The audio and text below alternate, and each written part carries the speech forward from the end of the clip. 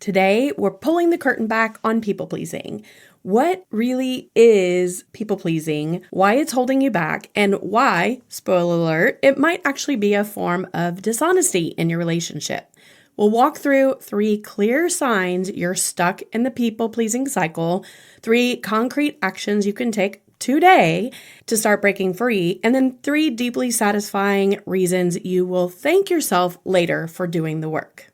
This is going to be your permission slip to stop shrinking. Your dreams didn't just disappear, they've just been waiting for you to come back to them. Your most authentic, confident, and fulfilled self is on the other side of this one courageous decision to stop people-pleasing and start living.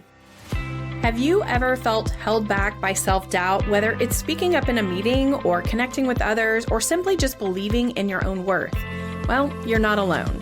Welcome to the Crazy Confidence Coach podcast. I'm Heather Edwards, Master Certified Life Coach, and my goal is to empower you to step into your most authentic, confident self. Here, you're going to discover practical strategies and powerful insights to help you improve your communication, deepen those relationships, and elevate your self-esteem. And each week, I'm going to guide you through some actionable tips and mindset shifts that are specifically designed to help you break free from fear, show up boldly in every area of your life, and build crazy confidence. Are you ready to stop hiding in the shadows, playing small, and avoiding the spotlight? Grab your favorite pen and a notebook, and let's get to it. Let's get to episode 115 that is all about people-pleasing. Do you see yourself in this description? You say yes when you mean no, constantly. You have a dream or a goal that you've been putting off, or what I like to say, put on the shelf for months or maybe even years. Let me tell you, I've been there. You feel quietly, maybe resentful, exhausted, and invisible, even when you're surrounded by people that love you and you love them. You don't fully know what you want anymore because you haven't had the opportunity to even ask yourself that question in a very long time. If you see yourself connected to any of these statements, you're seeing that you truly are kind of in the background of your own life, then you may be a people pleaser. And this episode may be exactly what you need to get on the other side of it. Before we can change anything, we have to actually be able to see it clearly. We have to be able to recognize it and have awareness around it. Before we can change anything, we have to be able to see it clearly. And I want to warn you, some of what I'm about to share with you may just sting a little.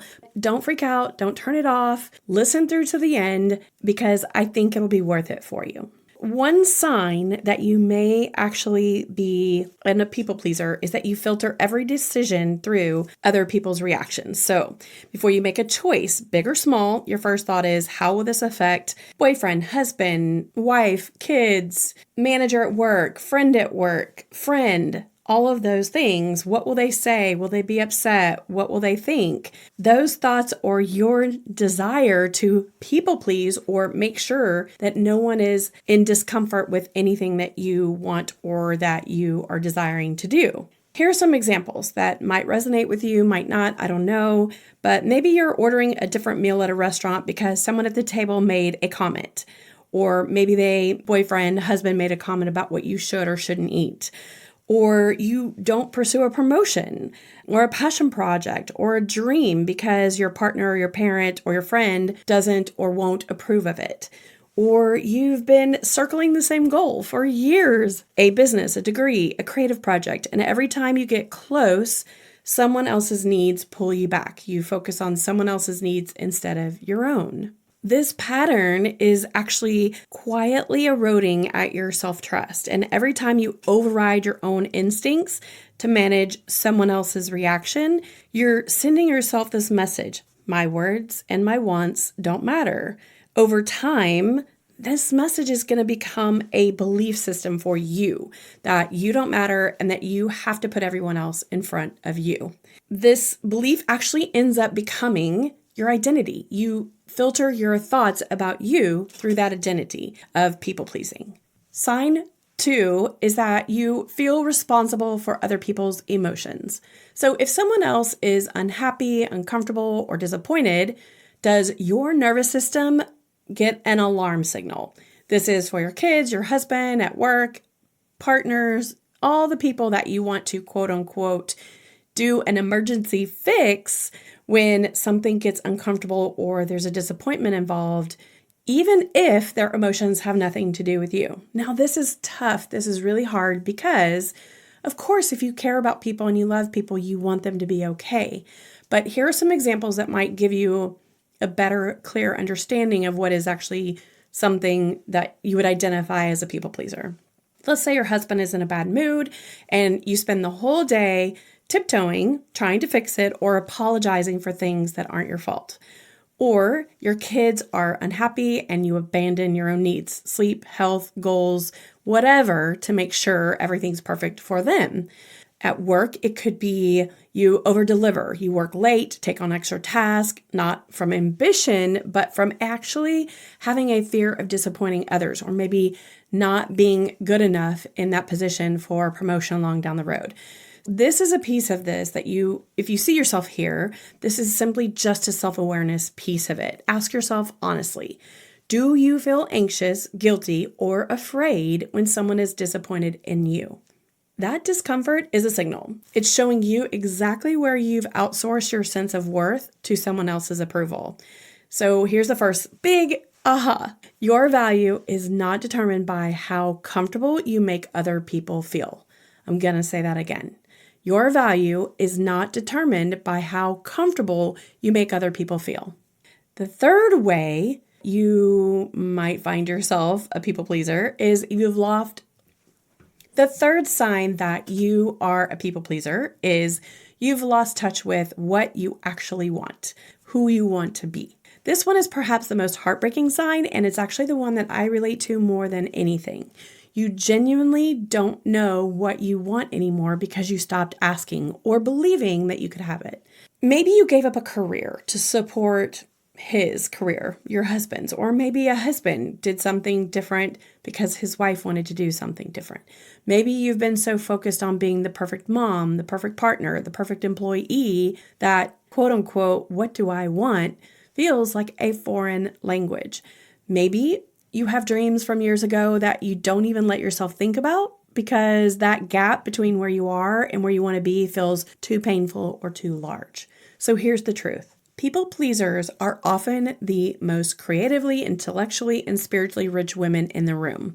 That is so fascinating to me because I find myself to be very creative, intellectual, and spiritual, but I do find that my core of who I am is a people pleaser. Later on, I'll tell you what broke me of that habit or what has helped me start looking at that habit of people pleasing. So stay till the end because you'll want to hear it. I think you'll really resonate with it.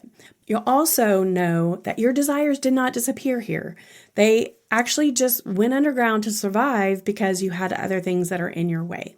The moment you stop organizing your life around everyone else's needs, you'll be shocked at what begins to surface and what things, your dreams and your desires get stirred again. This is why moms who are raising children, when their children are out of the home, they're lost because they don't know who they are because they've been focused on children rearing for their entire lives. I also believe it's partially why people end up divorced in marriage when they start having children. And that is because I think husbands and wives, they get together, they have their shared dreams and goals, and then all of a sudden that maternal instinct of the mom, typically the mom, not always, but typically, is 100% focused on the kids. Two things happen. The husband actually feels like he's no longer focused, and two, mom loses her identity of who she is. So husband not only feels detached from being loved and cared for and focused on, because during that honeymoon period, we focus on each other, husband and wife, but also the identity of the person who he actually married starts to slip away and become the identity of who she believes that she has to be to rear her children.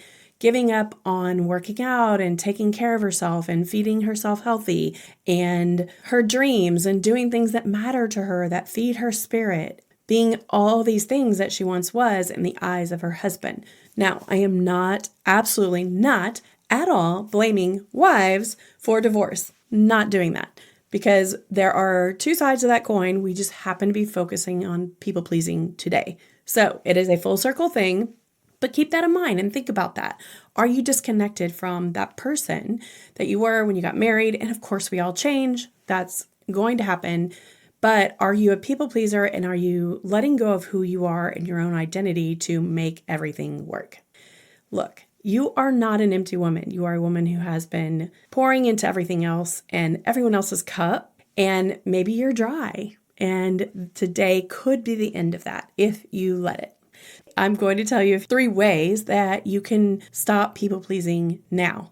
This may be a challenge, but it's okay. You're up for a challenge, right? Let's go. Identifying the pattern is a first step. We've talked about this a million times, that awareness is just where we start out for building confidence, for being more self-assured, for stopping the people-pleasing game. Let's talk about what you can actually do starting in the next 24 hours. Strategy 1, introduce the pause to your life. And what that means is, let me think about it. And here's how you implement it. People pleasers always say yes before their brain has a chance to consult their heart and their calendar and their desires. So the pause is your most powerful weapon. It is, in practical application, just pausing. Instead of saying yes immediately, you're going to say, let me think about that and get back to you. Then you're going to create a rule for yourself that is diminishing the urgent response that you normally feel that you have to give. And you're going to give yourself time to check in with what you actually want or need. That is hard. And I know it will be hard for you, because if you're like me, I just had a conversation today at breakfast, and it was all about my need to always respond to everybody's texts right away. That is just who I am.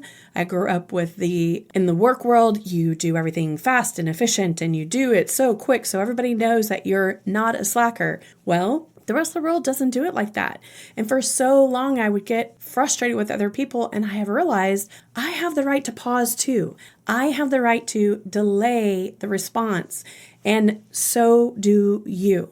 All right. So I want you to do this. I want you to also, in this practical application, I want you to practice just sitting with that momentary discomfort, because it will be uncomfortable for you. If you're used to saying yes all the time and you are a people pleaser, you will be uncomfortable when you ask yourself to pause or ask the other person to pause as well. You will be uncomfortable not immediately accommodating that person that's asking you for something or needing something from you. But I want you to see this. That discomfort is not danger. It's actually growth. So learn to get uncomfortable, or be comfortable with your being uncomfortable. I have so many podcasts around that, and I teach people how to do that. So if that's you and you want to learn how to do that, you want a quick, just one session to cover that, let's get on a call and let's get you comfortable being uncomfortable so you can break this people-pleasing habit. You're going to worry about other people being bothered by your pause. And oftentimes some people will be bothered, but they're usually going to be the people who benefit most from you saying yes instantly. It's interesting to watch people respond to you when you're normally a yes person and you say no. It's okay. You're okay by doing that. It's important information when you see their response and you feel your own response. That's just good information. I will tell you that building healthy relationships, building your confidence can withstand a little discomfort and a little moment of, let me think about it. You've got it. You can do it. I promise. Here's the thing. Every time you pause and you check in with yourself before you respond, you are actually rebuilding your relationship with your own voice and with yourself. You're practicing what we call self-trust, and self-trust is the foundation of genuine confidence. And I know that if you're here and you're listening to this podcast, that you want more confidence. So here is a quick way to do it. Replacing that automatic yes with let me get back to you. Creating a 24-hour rule or a rule of time. It could be an hour, it could be 2 days, it could be a week, depending on the request, and give yourself time to check in with what you actually want or need, and then practice sitting with that momentary discomfort, not having the need to immediately accommodate someone. Now, strategy 2 is just being honest instead of performatively agreeable. Wow, let me tell you how uncomfortable I am being honest sometimes. I just have a hard time sometimes because I know that something I could say could be uncomfortable for other people and could be something that be hard for me to say out loud. So people pleasing, when it isn't genuine, when it comes from fear or an obligation rather than real love, it is actually a form of lying. Ooh, that one hurts so bad. And this right here is what I was talking about earlier in the podcast when I said the thing that made me start changing my people-pleasing habit was when my coach, when I went through training, told me about this little thing, that you are not actually giving people the truth of who you are when you people please. You are performing a version of yourself designated and designed to manage their reactions. So I'm going to say that again. People pleasing, when it isn't genuine, when it comes from fear or obligation rather than real love, is a form of lying. You are not actually giving people the truth of who you are. You are performing a version of yourself designed to manage their reactions. And that robs everyone in your life of a real relationship with the real you. And it robs you of the beautiful nature of who you really are and the intimacy of knowing yourself truly. Saying what you actually think is not unkind. It is respectful if it's delivered in the way it needs to be delivered. It says, I value this relationship enough to be real in it, to give you the real me. Your honest no is way more valuable to a healthy relationship than a resentful yes. I promise you, if you get bitter because you said yes, that relationship isn't under any beneficial situation. Hear what I'm saying there. If you love them, they deserve the truth, and they don't want you to curate a performance so they are comfortable. Well, at least not most people. Let's be honest. Some people really do want you to just make them comfortable. But here's the reality. It doesn't, in the long run, make anything better for you or for them. Here's some practical steps you can take. You're going to start small. Practice honesty in low-stakes situation first. So in other words, low stakes is, can we cook something different? Or can we go to the movies? Or can we do something that you don't want to do? The choice of maybe. Something that is low-hanging fruit and that is easy, that won't hurt anybody or isn't necessarily a direct conflict. It's something that you can just think about, talk about, and have a simple conversation. You're going to also focus on using I statements. I'd prefer, I'm not comfortable with, I need, not you, you always, you never, those kinds of things. You're not focused on the other person, you're focused on yourself. The other thing is that you're going to have to release the need for over-explaining. Now, I am very much so an over-explainer, and I have had to work through that through my people-pleasing journey, and also just realize that most people don't want all that. And a lot of times people just think you're lying, which sometimes you are if you're over-explaining, but other times you just don't need to do it. So release that need to over-explain, justify, or apologize for your preference. One full sentence is enough.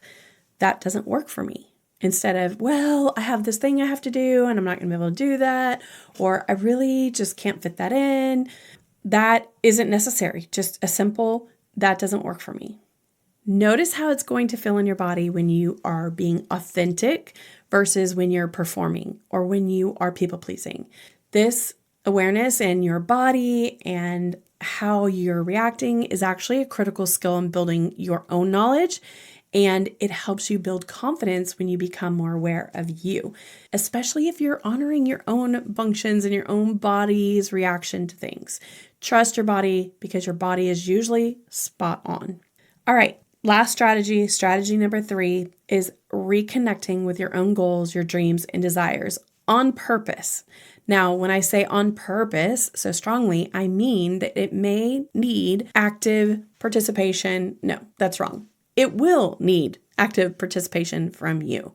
And if this is something you're having a hard time with, again, get on a call. You can do this in one call, coaching call. We can get to the nitty-gritty of starting you down the path of getting to know yourself again. This is the most fun part of the strategy. It's the most neglected part of your strategy. And you actually truly have to turn the attention, I guess, back to yourself. And that can be really difficult if you're a people pleaser because you've turned it off for so many years. For some of you, you've done it for a lifetime. You've done it for your entire child's lifetime of 30, 40 years. You've done it for maybe only a short time if you're a newlywed, whatever. You may have years of people pleasing and practice of doing things away from yourself that you need to break. So give yourself a little bit of break on this and take your time. Here's some things you can ask yourself to help you. What did I want before I started organizing my life around someone else's needs? Whoever those are, husband, spouse, children. What have I been putting off until the time is right? And what would happen if I started that now instead of waiting for the right time? If no one would be upset, disappointed, or inconvenienced by my choice, what would I choose? So those are 3 big questions to ask yourself. So I'm going to repeat those. What did I want before I started organizing my life around someone else? What have I been putting off until the time is right? And what would happen if I started right now? If no one would be upset, disappointed, or inconvenienced by my choice, what would I choose? Look, whether you left a career, you have a creative passion that you put on the shelf, maybe you just have a fitness goal, or a trip that you've been dreaming of, or a business that you're too afraid to start. All of those things are not silly. They're important and they're valuable for you. And I'm going to go a little step further. They're valuable for other people to see you realize. They are your soul calling you. That little thing that is inside you, those little thoughts that you have that kind of turn in your soul when you have thoughts and feelings about what you want to do, those are your dreams and your aspirations. Those are God-given. They're input into your DNA. And you absolutely 100% do not have to abandon your relationships or your current situation to pursue them. You do have to stop abandoning yourself, though. Your goals are not selfish, they're sacred, and the version of you who is fully alive in her own purpose makes a far better partner, mother, friend, and colleague than the version who is running on empty and has resentment and bitterness because she's not her authentic self. I promise you, that version of you is the one that the person that you go home to fell in love with, or the person you want to come home to is going to fall in love with. Here are 3 reasons you're going to thank yourself later for letting go of the people-pleasing thing. Number 1, you're going to discover who you actually are. You're going to have opinions that you have forgotten that you have, or maybe you have never allowed yourself to have. You're going to find creativity and ambition, desires, preferences, things that were always there but just got crowded out, and a sense of identity that who you are is so much deeper and has more breadth than what you've considered. And then number 2, you're going to find that you have relationships that are much more authentic and fulfilling. So they're not surface level. They fill you up. Your relationships that are built on people pleasing tend to be not really fun relationships. They are relationships that are very surface level. And if your performance stops, then they stop. So hey, you get to stop performing. That's a good one. And healthy, secure people in your life, if you have a loving partner, you have good friends, a good employer, those people will adjust. A lot of times they'll find more respect for you, and then you're going to have more connection with them. That part of it is much more fun to live out, finding those healthy, secure people that are in your life and those that you can go deeper with. Your relationships will also become a place where you are actually known, not just accommodated. So what do I mean by that? You're going to have an intimacy with people that's only possible when you show up as yourself, because there's no lying, there's no frustration, there's no disconnect. Well, I should say no frustration or no disconnect. That's part of life, right? The parts of you that were performing for that connection no longer exist. So that changes. You're also going to find that it filters out relationships that were conditional, and it deepens ones that are based on love. So it can be really fun to find the relationships that rise to the top and the ones that sink to the bottom. That was the most surprising part to me as I did this process. Here's the great news. You don't have to be less of yourself to be loved. The right people will love you more when you're fully yourself. And then the last reason, you're going to unlock a level of confidence you didn't know was there and you didn't know was possible. Here's the thing about confidence that most people don't tell you. You can't build it by making everyone around you happy. You build it by keeping promises to yourself. What does that look like? By keeping promises to yourself, that every time you pause and choose your authentic response, your self-trust grows. Every time you honor a goal or a dream, even in a very small way, your sense of a personal power expands. It becomes bigger. And every time you let someone be disappointed and survive it, you prove to yourself that your worth is not contingent on their approval. And the other thing is that when you allow other people to be disappointed and survive it, you allow them to become a better version of themselves as well. Here's one fun thing that I love about this process is that this kind of confidence thing that happens when you stop people pleasing, it snowballs. When you make one decision for yourself, you return to one dream, it compounds. And within weeks, you're going to notice little things are shifting that you haven't even paid attention to. You're going to realize that how you carry yourself, how you speak, how you enter a room, that all changes. Your confidence is greater. You don't have an arrogance about you. You're just being honest and authentic. You're not living in selfishness. You're living in confidence, and you have the kind of confidence that is quiet, unshakable, and absolutely allows you to take up space in your own life. You're not a bad person for people pleasing. Thank goodness, because that was who I was at my core. I really truly believe that people pleasing is a little bit of a survival strategy for those of us who have gone through big things. And I think that in childhood or in relationships, when your needs weren't safe, that you created this survival mode to be okay. Here's the great news. You don't have to do it anymore. You're allowed to want things. You're allowed to say no. You're allowed to be complicated, surprising, ambitious, and fully 100% human. The confidence you're looking for is not waiting on the other side of losing 10 pounds, getting the promotion, or finally being able to be enough for someone. It's actually waiting on the other side of choosing yourself consistently with courage and with compassion. So if you've gotten off track, I want to speak to you directly. If you gave up on a dream, if you gave up on a career, a passion, a vision for your own life, if you woke up one day and didn't recognize yourself in the mirror, if you quietly resent the life you have, even though you built it with love, you're not stuck. You're not too late. You're not too far gone. And you are one decision away from turning back toward yourself. And every step you take in that direction, I will be here cheering you on. I want you to do something. I want you to write down one thing you want just for you, not for anyone else, just one goal, one desire, one dream. Then write one small action you can take this week to move toward it. And then I want you to practice the pause this week.